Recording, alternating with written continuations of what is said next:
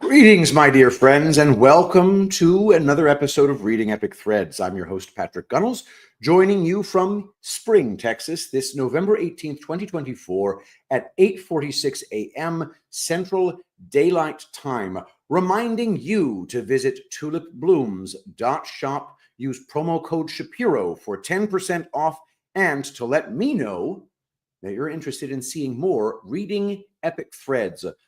A quick public service announcement: Epic Moisture Creamy Body Butter will be going up in price by $5 per 4-ounce jar. The reason is very, very simple. I have done the math. It is extremely labor intensive. We whip it twice to make it. There is no streamlining of that process that I have been able to figure out outside of industrialization, which we have to do 2,500 units at a time. As a result, the price will be going up by $5. So get your Epic Moisture Creamy Body Butter at tulipblooms.shop. Do it now. Use promo code Shapiro. We have amazing scents: rose, geranium, lavender, almond fragrance. We have sandalwood now and sweet orange. It's amazing stuff.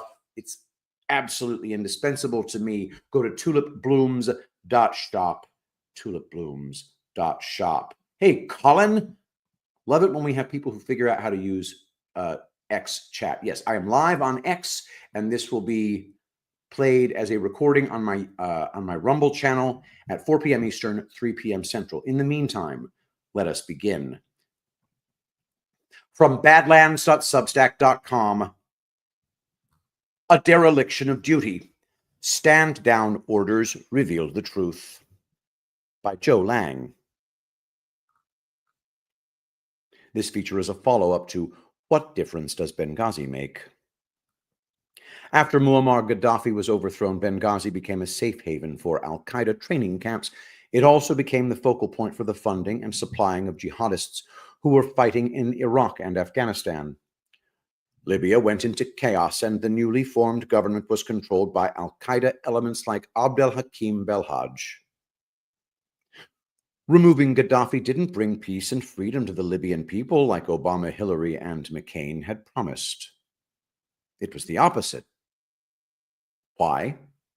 Because Gaddafi was not a dictator who was killing his own people, as he was being described by our government. He was actually fighting al-Qaeda in his own country, and when his government was toppled, al-Qaeda had free reign in Libya.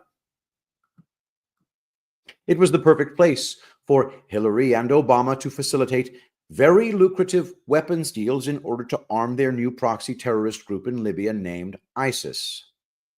Ambassador Stevens was the liaison between weapons dealers and al-Qaeda in Libya. He was also helping to coordinate weapons transfers from Libya to Syria in order to arm ISIS, who were trying to overthrow Bashar al-Assad. This was a secret operation by the State Department under Hillary Clinton and the CIA under David Petraeus, all with President Obama's full approval. They are responsible for ISIS. Q drop number 47 of November 2nd, 2017. You can paint the picture based solely on the questions asked. Be vigilant today and expect a major false flag. Does anyone find it to be a coincidence? There is always a terrorist attack when bad news breaks for the D's. What is that called? Military relevant how? BO could not and would not allow the military to destroy ISIS. Why? How was ISIS formed? When?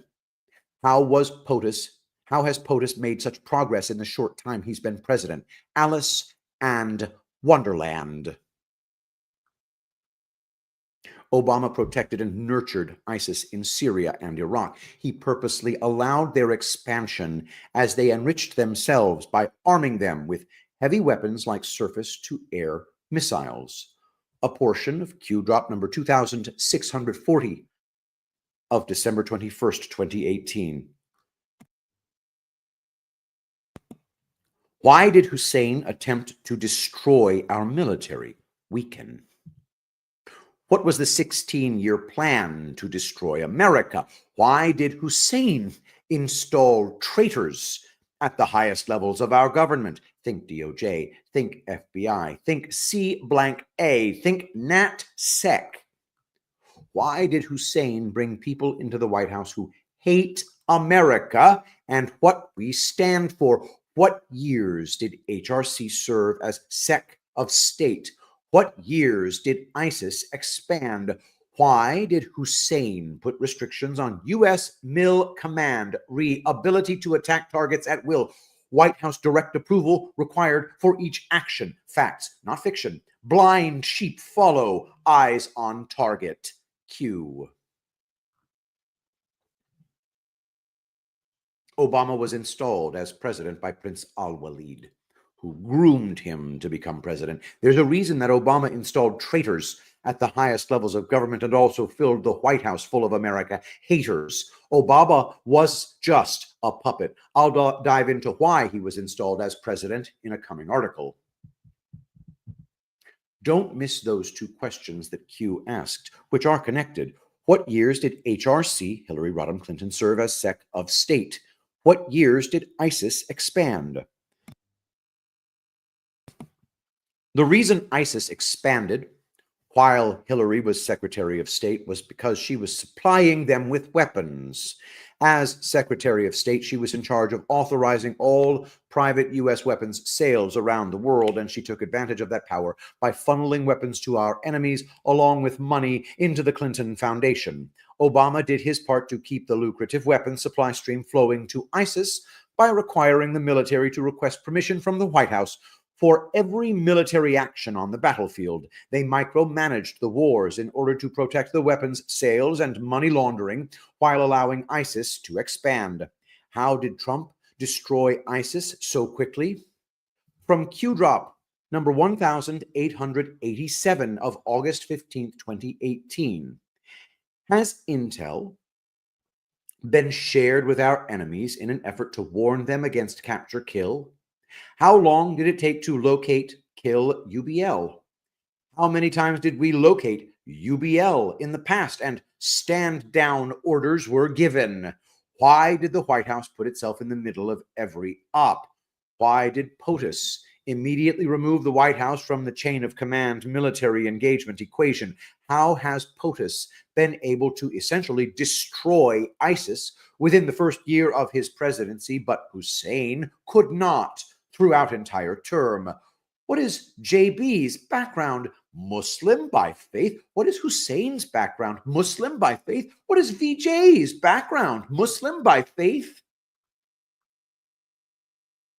Trump immediately removed the White House from the chain of command on the battlefield with the handcuffs removed.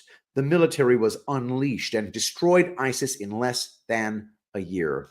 Who is UBL? Osama bin Laden. Don't miss this. Q is connecting stand-down orders that had protected Osama bin Laden with Obama, placing the White House in charge of approving all military operations. That was essentially a stand-down order protecting ISIS and Al-Qaeda. There were stand-down orders protecting Obama, Osama bin Laden, and ISIS. Why? Osama bin Laden had been working with the CIA since the time he was fighting in Afghanistan against the Soviets in the 1980s. He was then made the face of the never-ending war on terror after the 9/11 attack. He was the most wanted man in the world, but for some reason it took a decade to hunt him down and kill him. Why would it take so long to hunt him down? The truth is, they always knew where he was. He was a CIA asset at that time, and he was untouchable. There were people within our own government who were sharing intel with people in contact with bin Laden in order to protect him. That is how he avoided being captured or killed for so many years. But that wasn't the only way he was protected. Do you remember Sandy Berger? He was Bill Clinton's national security advisor, and he got caught doing something really embarrassing after 9/11. Do you remember this important story? According to the Washington Post, quote, on the evening of October 2nd, 2003, former White House National Security Advisor Samuel R. Sandy Berger stashed highly classified documents he had taken from the National Archives beneath a construction trailer at the corner of 9th Street and Pennsylvania Avenue Northwest, so he could surreptitiously retrieve them later and take them to his office, according to a newly disclosed government investigation. The documents he took detailed how the Clinton administration had responded to the threat of terrorist attacks at the end of 1999.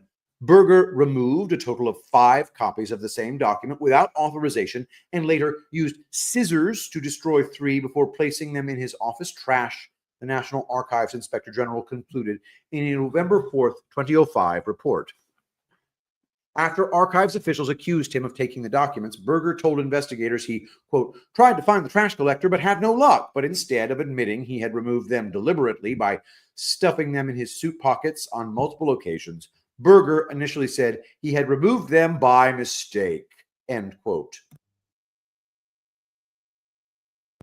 Clinton's national security advisor literally stole classified documents from the archives by stuffing them in his jacket and socks, and he got caught. It sure seems like a panicked move. Why would he do this? Congress had set up a commission to look into the government failures on 9/11, and Clinton was really worried about what they would find. What was President Clinton desperately trying to hide?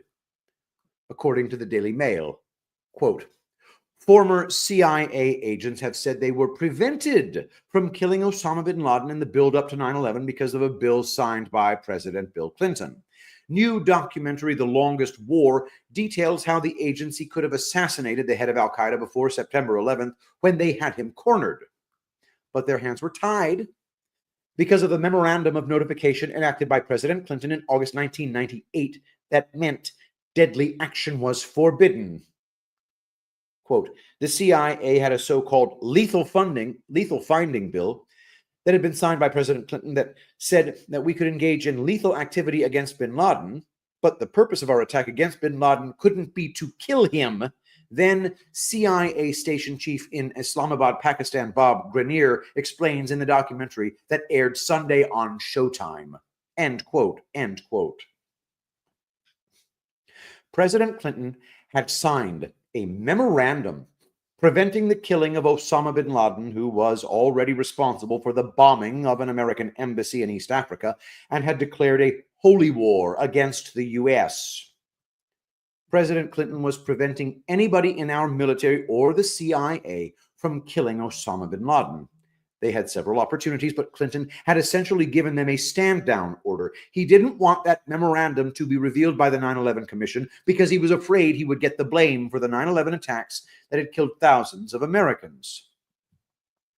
This is how the shadow government protects the terrorists that we are supplying and funding. It's all about never-ending wars, taxpayer theft, and money laundering. Osama bin Laden was an untouchable asset until it looked like Obama might lose his re-election bid. That's how unpopular Obama had become in his first term. With Obama's internal poll numbers looking bad, especially with ISIS expanding and both wars in Iraq and Afghanistan not going well, bin Laden became expendable. He was a CIA asset that was sacrificed to save Obama's re-election.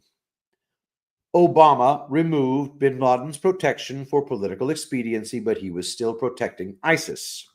Their weapons deals were just too lucrative, and they were going to do all they could to prevent any interference. Now, let's remember something from that earlier Q drop. Quote, what is JB's background? Muslim by faith. What is Hussein's background? Muslim by faith. What is VJ's background? Muslim by faith. John Brennan, Barack Obama, and Valerie Jarrett all have Muslim backgrounds. Remember that important fact. It will be a main focus in my next article. John Brennan was playing a larger role in Benghazi than most people know, even though he wasn't head of the CIA at the time. What was Brennan's role back then?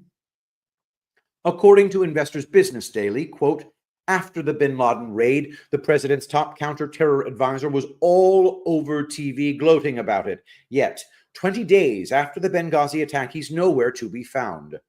Both the Secretaries of State and Defense now agree the Benghazi attack was terrorism, yet White House anti-terror czar John Brennan remains silent.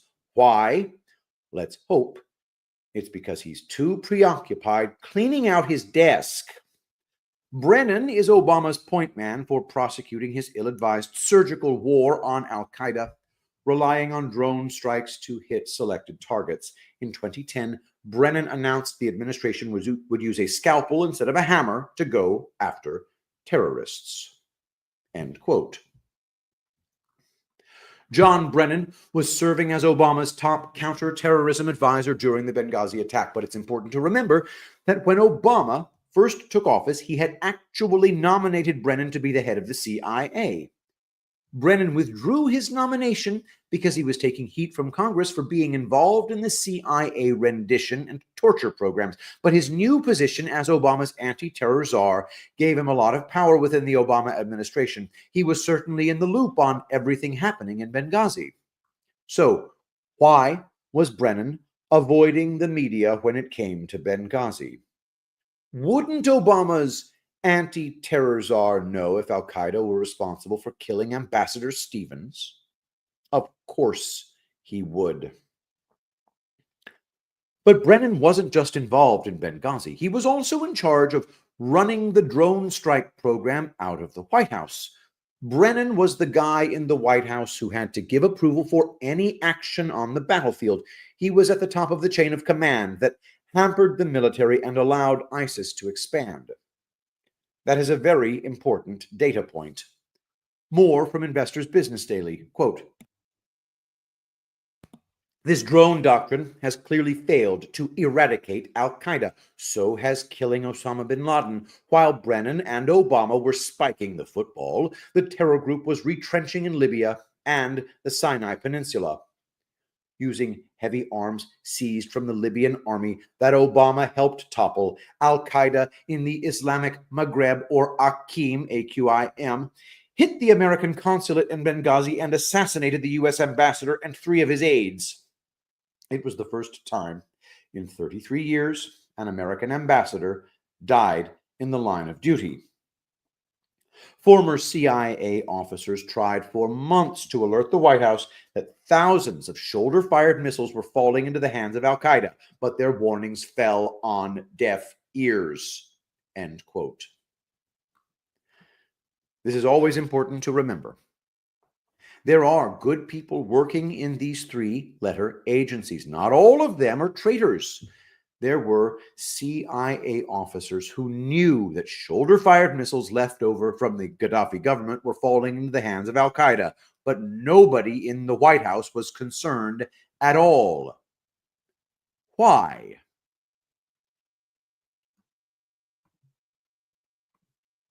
They were involved in the sale of these same weapons and were shipping them from al-Qaeda in Libya to ISIS in Syria.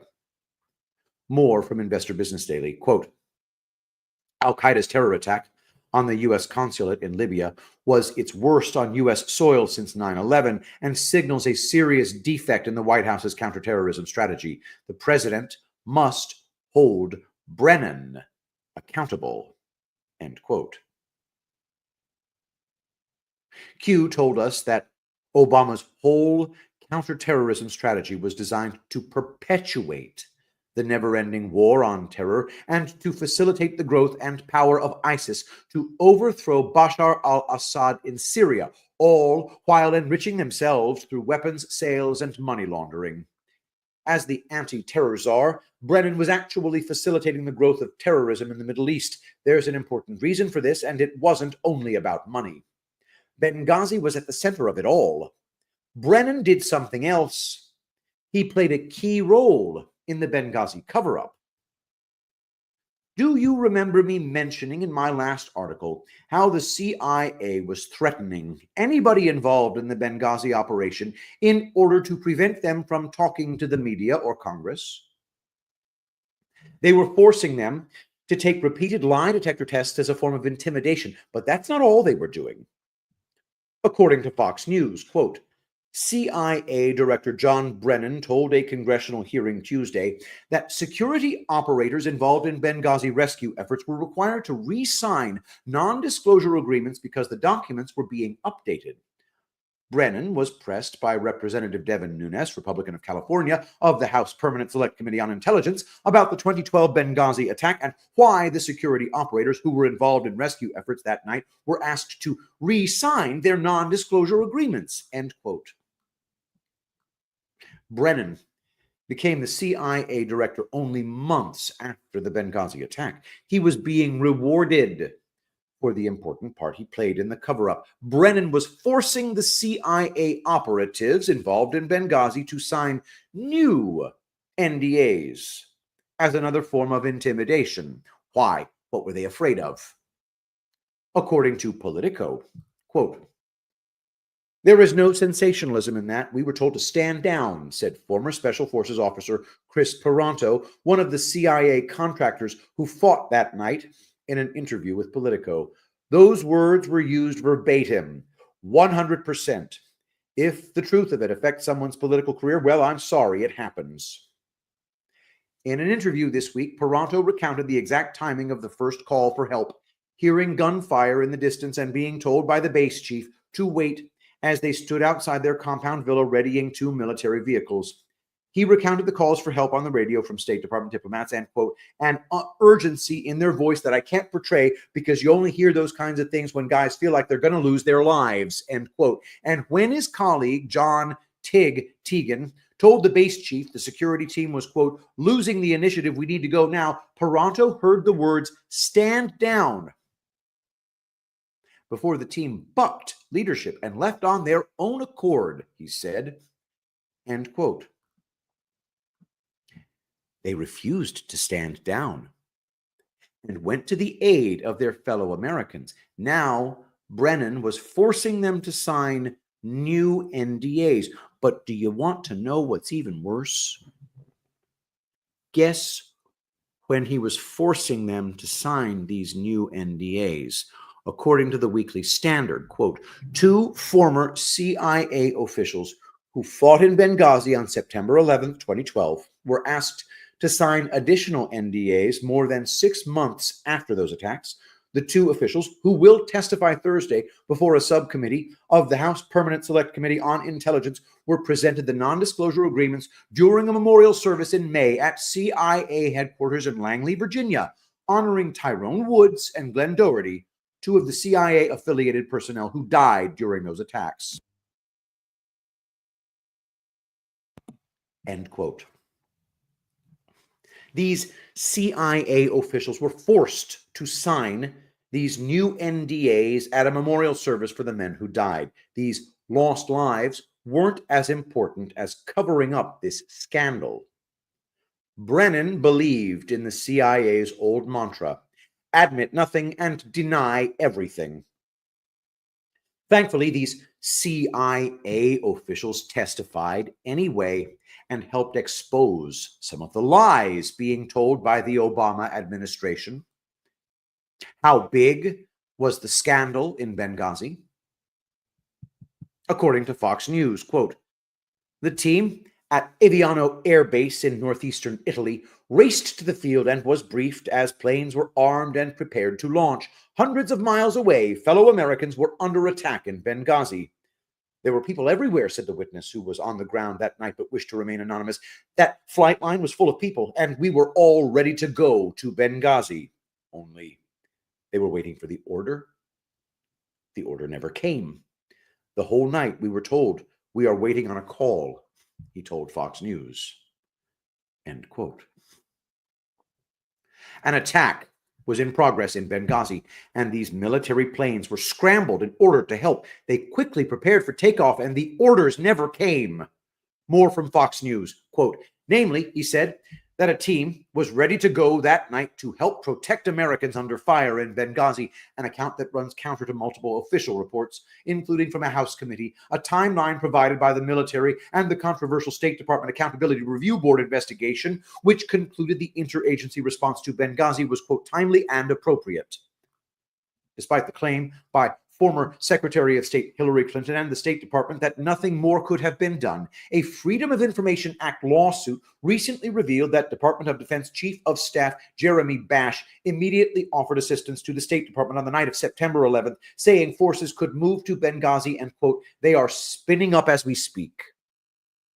Mike echoed that, quote, I know everything was spun up and nothing was done. He added, quote, at our level, we were doing everything we were supposed to be doing. At everybody else's level above us, it was political. End quote. End quote. Despite Hillary's claim that nothing more could have been done to save Ambassador Stevens, there were actually military units ready to respond. They just never got the call. Why? According to The Hill, quote, if you guys don't get out of here, we're all going to fucking die. These first words of truth, spoken frantically by a diplomatic security agent in Benghazi while under attack, are quoted for all to read as the first sentence of the House Select Committee's Comprehensive Report, Part 1, Terrorist Attack on U.S. Facilities in Benghazi. The theme that hits home throughout the report is the litany of excuses from the Obama administration as they struggle to explain away their failure to act. Not surprisingly, the same talking point rationale is used repeatedly: tyranny of time and distance.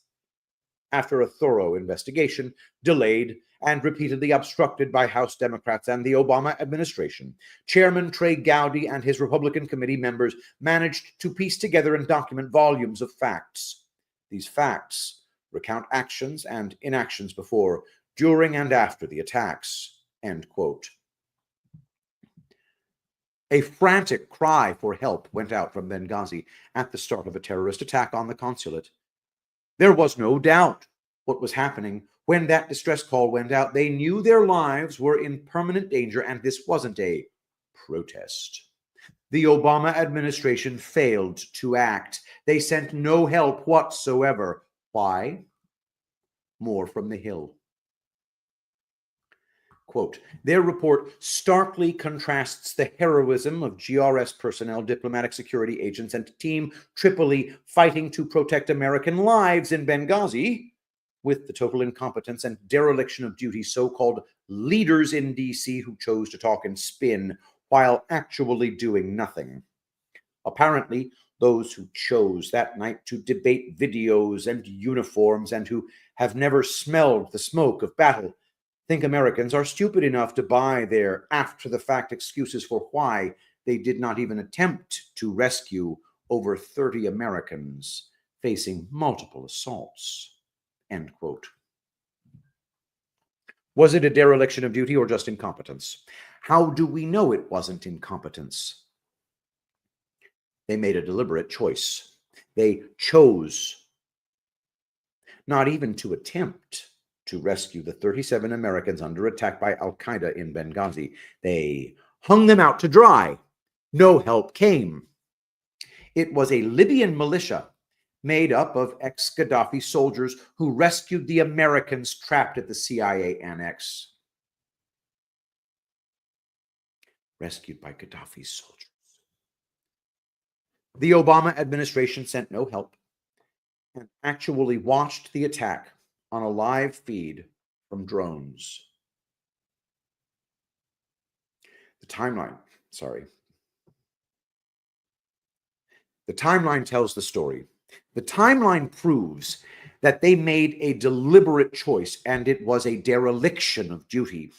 More from The Hill. Quote, the Select Committee report reveals that 3 minutes after the first wave of assaults began at the Special Mission Compound in Benghazi, roughly 3:42 p.m. in D.C., senior diplomats in the U.S. Embassy in Tripoli learned of the attack. Hicks, April 2013 transcript at 18. AFRICOM learned of the attack just 30 minutes after it began. Leidig, 2014 transcript at 20. End quote. Senior diplomats at the U.S. Embassy in Tripoli, Libya, knew the consulate was under attack within 3 minutes. Remember this important fact.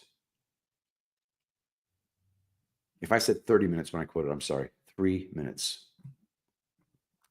Christopher Stevens was now the ambassador to Libya. The U.S. embassy was in Tripoli. Why was he in Benghazi that night instead of at the embassy in Tripoli, which had more security? What was he doing there? The U.S. African Command learned about the attack 30 minutes after it began. Plenty of time to respond, considering the attack lasted longer than 7 hours. Still, no help came. But guess who knew about the attack immediately? More from the Hill, quote, however, the diplomatic command center at the State Department in Washington, D.C. received word of the attack immediately, and as remarked in the Select Committee's report, that notice took about 1 hour to get to the Pentagon, end quote. Hillary's State Department learned of the attack immediately, but then failed to notify the Pentagon until an hour later. Why? Why would it take an hour for the State Department to notify the Pentagon, especially after the State Department received this message from the consulate? If you guys don't get out here, we're all gonna fucking die. You want to know the truth? Hillary delayed telling the Pentagon because she didn't want them to respond. She left Christopher Stevens a sitting duck. More from the Hill, quote, by 5 p.m., the President, Secretary of Defense, Chairman of the Joint Chiefs of Staff, and National Security Advisor were convened at the White House. The outcome of that meeting was straightforward, as stated in the Select Committee's report. Quote, the President made clear that we ought to use all of the resources at our disposal to try to make sure we did everything possible to save lives there. Panetta, transcript at 24. Panetta testified that at 6 p.m. he had identified 3 distinct capabilities to deploy to Benghazi, and by 7 p.m. he, quote, issued the order to deploy the identified assets. Panetta, transcript at 2526, end quote. Within an hour and 15 minutes of the attack, Obama, the Secretary of Defense, Leon Panetta, the Chairman of the Joint Chiefs of Staff, and the National Security Advisor were meeting at the White House. President Obama was on record at that meeting, giving the order to use all available resources to save lives in Benghazi. An hour later, Panetta supposedly gave the order for the military to deploy assets in order to rescue the Americans in Benghazi. So, why didn't they deploy? If the commander-in-chief gave the order and so did the Secretary of Defense, then why wasn't the order carried out? That is the definition of a dereliction of duty. Who's responsible for disobeying the order? And more importantly, why wasn't anybody punished for refusing a direct order by the commander-in-chief? More from the Hill. Despite the rhetoric of Democrats and their efforts to derail the truth, the Select Committee's report does, in fact, connect the dots to a smoking gun. In fact, a direct order of the commander-in-chief was obstructed by Secretary of State Hillary Clinton, end quote. It was the Trey Gowdy Committee that discovered this smoking gun, just like he had discovered Hillary's illegal server that the Obama administration was using in secret. Secretary of State Hillary Clinton had obstructed the direct order of the commander-in-chief to rescue Americans under attack by al-Qaeda. She was purposely obstructing that direct order to save an American ambassador who she was responsible for. Let that sink in. Doesn't that raise a huge question? Why didn't Obama fire Hillary? Why did she face no consequences for defying the commander-in-chief's direct order? The answer to that question is eye-opening. Let's go back to the timeline of events. More from the Hill, quote, as described in great detail in the Benghazi report, a deputies meeting was convened by the White House at 7:30 p.m. shortly after State learned that the Pentagon was spinning up as we speak. Participating in this meeting would be Hillary Clinton and deputies from State, the Pentagon, and the White House, while both the President and Secretary of Defense were absent, end quote. Right after Obama and Panetta had supposedly given the order to deploy assets, a deputies meeting was convened that was led by Hillary. The President and Secretary of Defense were both absent from this meeting. Why? Did they not care that an American ambassador's life was at risk? It's important to note that the Pentagon was already spinning up assets to deploy.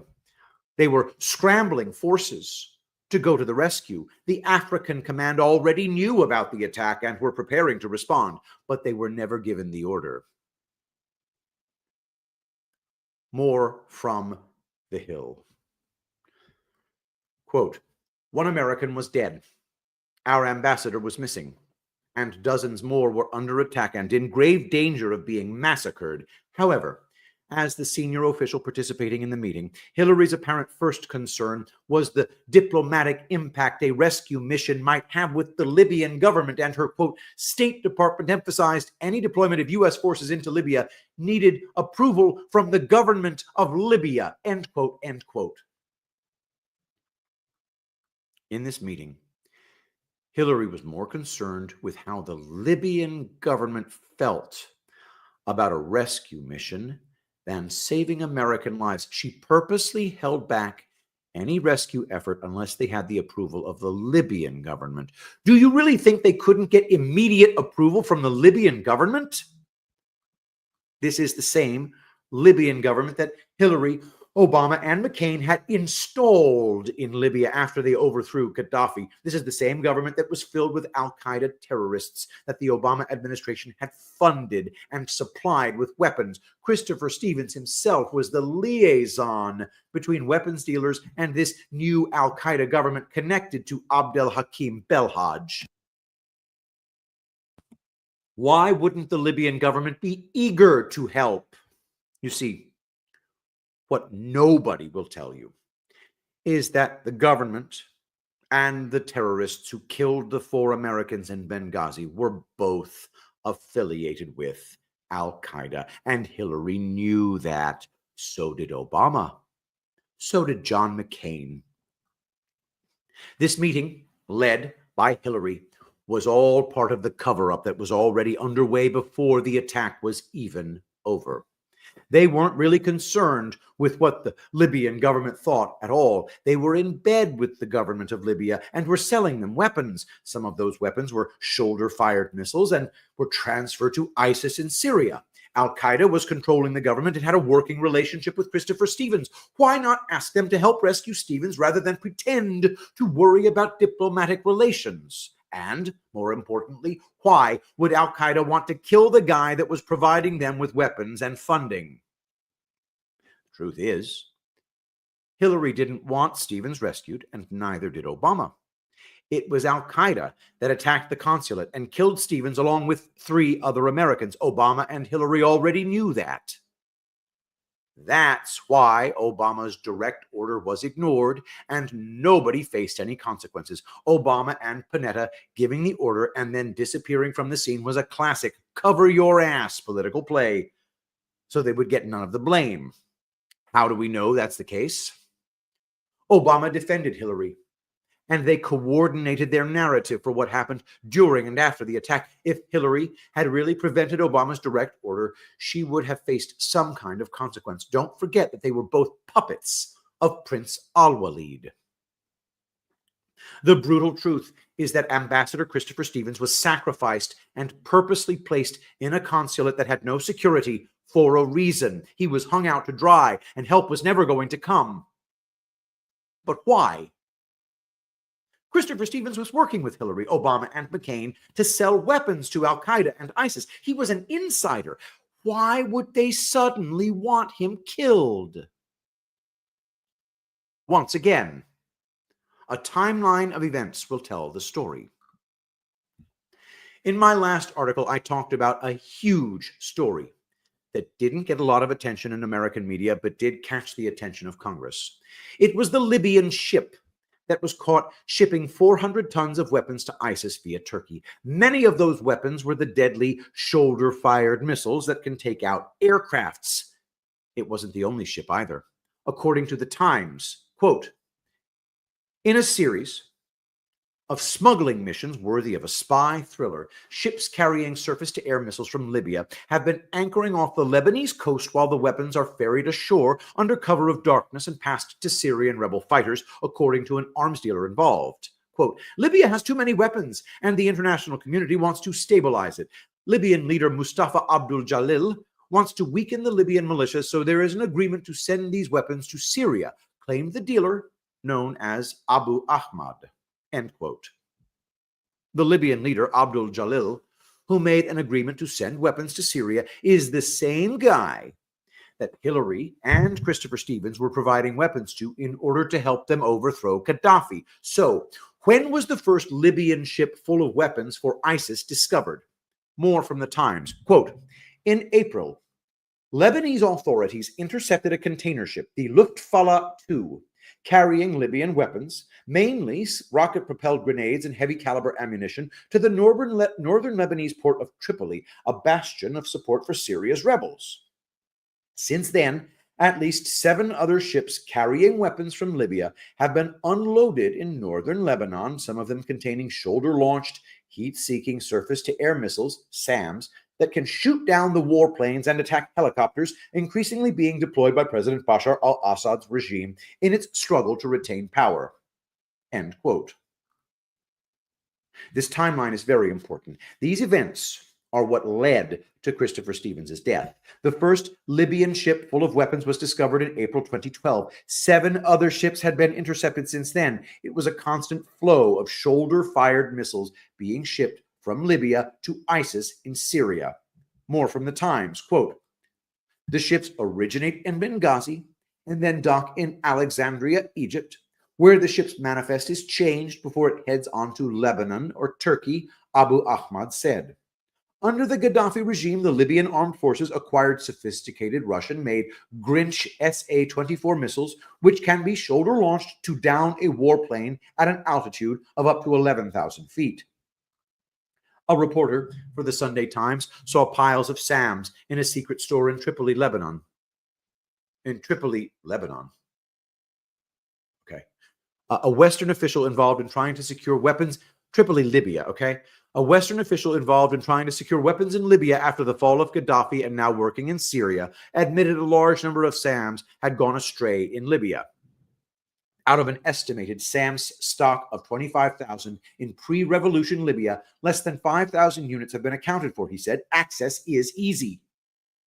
Human Rights Watch has reported the widespread looting of thousands of SA-24 and SA-7 SAMs from Libya, raising concerns among Western intelligence agencies that they could find their way to al-Qaeda or its affiliates. End quote. These ships full of shoulder-fired missiles were stopping in Egypt before heading to Lebanon or Turkey. That's an important thing to remember. Only 5,000 of the 25,000 shoulder-fired missiles in Libya were accounted for. That was on purpose. Hillary, Obama, and McCain were smuggling them out of Libya to arm ISIS so that they could overthrow Bashar al-Assad. But don't miss that last part of this quote. Hold for processing, guys. I'm going to play a quick ad. He said something that really hit home about this phenomena of chemtrails. Manganese will make you kill your mama. How much manganese are you spraying in my neighborhood at night while I'm asleep? Military and some commercial jets have been fitted with huge barrels of at least 49 different kinds of documented chemical poisons. Barium is toxic to all mammals. Aluminum is known to diminish kidney function and destroy brain cells and cognitive function. A problem, a serious problem. Patent number 5003186 describes cooling the Earth with metal oxides sprayed into the stratosphere. And I thought, well, geez, this is what I do for a living. I was finding tons and tons of large quantities of aluminum, barium, strontium in the forms of oxides and sulfates. Instead of protecting the people, we are poisoning the people. Detox and prevent heavy metal poisoning. www.epicminerals.net. Promo code Shapiro for 10% off. All right, that was my wife calling, and when she calls instead of texts, I worry that it's very important, and so I paused to get that. But don't miss that last part of this quote. Human rights groups and Western intelligence agencies were worried that these missiles would fall into al-Qaeda's hands. This is the lie that is always pushed throughout the media narrative. The truth is that the new Libyan government was filled with and controlled by al-Qaeda. Obama, Hillary, and McCain knew it when they installed the government, and they also knew this new al-Qaeda government would have control of these shoulder-fired missiles. They were using Stevens to facilitate these weapons sales to ISIS. These weapons shipments were being discovered during the spring and summer of 2012 and started catching the attention of Congress. Then what happened? According to the World Socialist website, guys, are you wondering if he's actually going to get to why they let Stevens get killed? Because I'm worried now that we're not going to find out until the next article. CIA agents, this is from the website, quote, CIA agents have been deployed to Turkey to organize the arming of the so-called rebels in Syria, seeking the overthrow of the government of President Bashar al-Assad, New York Times reported Thursday. The report, citing information provided by senior U.S. officials as well as Arab intelligence officers, states that the CIA operatives are directing a massive smuggling operation through which, quote, automatic rifles, rocket-propelled grenades, ammunition, and some anti-tank weapons are being funneled mostly across the Turkish border by way of a shadowy network of intermediaries, including the Syrian Muslim Brotherhood, and paid for by Qatar, Saudi Arabia, and Turkey, end quote, end quote. The media were now reporting in June of 2012 that the CIA was exposed as being the ones responsible for smuggling the weapons coming from Libya through Turkey and into Syria in order to supply ISIS. This was a huge story. Why was this exposure a big deal? More from the World Socialist website. Quote, the day before the publication of the Times piece, State Department spokeswoman Victoria Nuland reiterated the Obama administration's public line. Quote, we have repeatedly said that we are not in the business of arming in Syria. End quote, end quote. The entire Obama administration was fearful of the exposure of their weapons sales and smuggling operations from al-Qaeda in Libya to ISIS in Syria. This story added fuel to the fire of congressional investigations and media exposure. Then, an even bigger story hit the airwaves. Do you remember this huge story? According to the New York Post, quote, the Obama administration isn't only giving the Taliban back its commanders, it's giving them weapons. Military records and sources reveal that on July 25, 2012, Taliban fighters in Kunar province successfully targeted a U.S. Army CH-47 helicopter with a new generation Stinger missile. They thought they had a surefire kill, but instead of bursting into flames, the Chinook just disappeared into the darkness as the American pilot recovered control of the aircraft and brought it to the ground in a hard landing. The next day, an explosive ordnance disposal team arrived to pick through the wreckage and found unexploded pieces of a missile casing that could only belong to a Stinger missile. Lodged in the right nacelle, they found one fragment that contained an entire serial number. The Stinger tracked back to a lot that had been signed out by the CIA recently, not during the anti-Soviet jihad, end quote. This is treason. Our own government was supplying our enemies in Afghanistan with Stinger missiles that were killing our own troops. We got lucky that this missile didn't explode, and we were able to recover the serial number that tracked it back to the CIA. Do you remember who was in charge of approving weapons sales around the world? More from the New York Post. Quote, my sources in the U.S. Special Operations community believe the Stinger fired against the Chinook was part of the same lot the CIA turned over to the Qataris in early 2011, weapons Hillary Rodham Clinton's State Department intended for anti-Gaddafi forces in Libya. They believe the Qataris delivered between 50 and 60 of those same Stingers to the Taliban in early 2012 and an additional 200 SA-24 Igla-S surface-to-air missiles. Qatar now is expected to hold 5 Taliban commanders released from Guantanamo for a year before allowing them to go to Afghanistan. But if we can't trust the Qataris not to give our weapons to the Taliban, how can we trust them with this? End quote. Treason. We were literally arming our enemies in Libya, Syria, Iraq, and Afghanistan, and they were using those weapons to kill our troops, all for money. Keeping the wars going is very profitable for both the puppet masters and their puppets. And guess who was in the middle of all of this? Guess who was the liaison for these weapons sales to all of these groups? Guess who knew too much about this entire treasonous operation? Christopher Stevens was a major player involved in all of this, who thought he was part of the protected class. He thought he was an untouchable, but he found out on September 11th, 2012, that he was now expendable. It was time to shut down the operation before Congress learned the whole truth. Was Stevens set up? Guess who he was meeting with that night at the unprotected consulate? According to Fox News, a mysterious Libyan ship, reportedly carrying weapons and bound for Syrian rebels, may have some link to the September 11th terror attack on the U.S. consulate in Benghazi, Fox News has learned.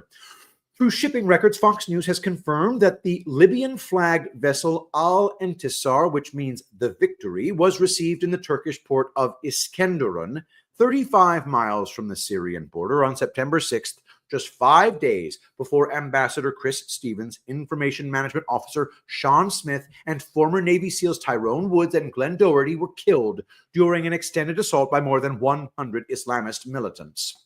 On the night of September 11th, in what would become his last known public meeting, Stevens met with the Turkish Consul General Ali Said Akin and escorted him out of the consulate front gate 1 hour before the assault began at approximately 9:35 p.m. local time. End quote. Just a coincidence that the Turkish Consul General met with Stevens at the consulate instead of the embassy in Tripoli? Just another coincidence that the attack started an hour after meeting with the diplomat from Turkey? Turkey was helping the Obama administration smuggle weapons to our enemies. Libya, Qatar, and Saudi Arabia were also involved, with the discoveries of ships full of weapons, CIA smuggling operations, and American missiles being used to kill our troops on the battlefield. It was time to end the operation. So Stevens was sacrificed. Obama and Hillary knew that the death of an American ambassador and the lack of security would dominate the headlines. They also created another red herring argument by focusing for weeks on a violent protest over an online video. While everyone raged over that lame excuse for the attack, nobody really connected the dots on the massive weapons deals arming our enemies and enriching our government officials. It all got swept under the rug. But did you catch who the CIA was working with in Turkey to smuggle weapons to ISIS? The Muslim Brotherhood. So why did Obama fill his administration with people who hate America? I'll get to that in my next article. That's Joe Lang, y'all. Thank you so much for watching. Don't forget, if you want me to keep making more reading epic threads, use promo code Shapiro, because Epic Moisture Creamy Body Butter. This one's lime and patchouli. That was a limited edition one. But if you are interested in the current price, which is going to go up by $5 per 4-ounce jar, then you better get your butt over to tulipblooms.shop. That's right, tulipblooms.shop. And don't forget epicminerals.net for the wellness extra capsules, which contain the absolutely essential N-acetyl-L-cysteine one of the greatest detoxifying agents, along with, of course, humic and fulvic acids. Thank you so much to Joe Lang for your wonderful work. Let us pray. Saint Michael the Archangel, defend us in battle. Be our protection against the wickedness and snares of the devil. May God rebuke him, we humbly pray. And do thou, O Prince of the heavenly host, by the power of God, cast into hell Satan and all evil spirits who prowl about the world, seeking the ruin of souls. Amen. Thank you all for being here. I love you all, and I will see you the next time I do this show. Bye, guys.